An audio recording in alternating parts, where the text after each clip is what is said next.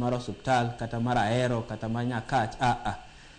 Osiptende go ambulance go oket gi kanyo mana mondo gibed maber, mondo oritgi, nikech kiwe ambulance oko to jakuo nyalo kwalo. Koro osiptende go oket gi kanyo mondo gibed ni gin kama chiegni gi tijgi monego bed ni gitiyo.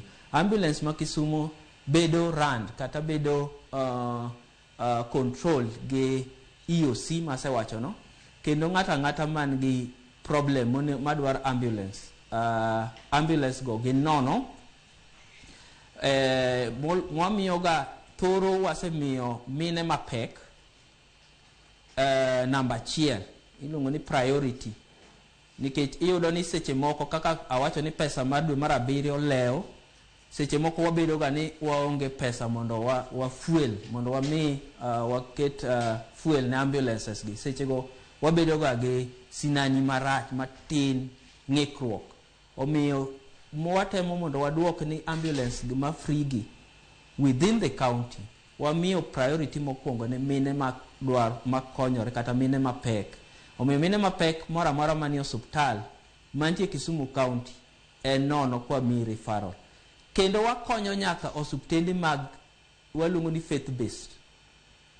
Koro wakonyo nyaka private, faith based gin private mar under church. Awach kaka Nyabondo Mission, awach kaka Wasi Mission, Maseno, St. Monica's, Chiga Mission. Mago endo gin ambulances gi, to wan be wachak wakonyo gi. To time wadwaro ga ni okonego bed ni dakika 30 gi kisekwa ambulance main ready ni rito.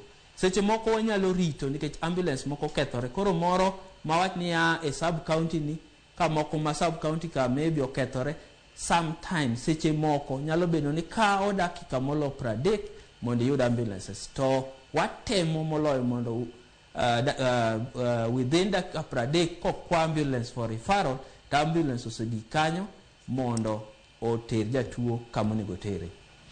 Erokamano ahinya. Daktari, wach machielo ma bende obiro bedo kwa mulo mapiyo piyo kapok wadhi e kaunti mano ma Migori kama wantiere gi jatend migawo mochung' weche mag thieth e kaunti no.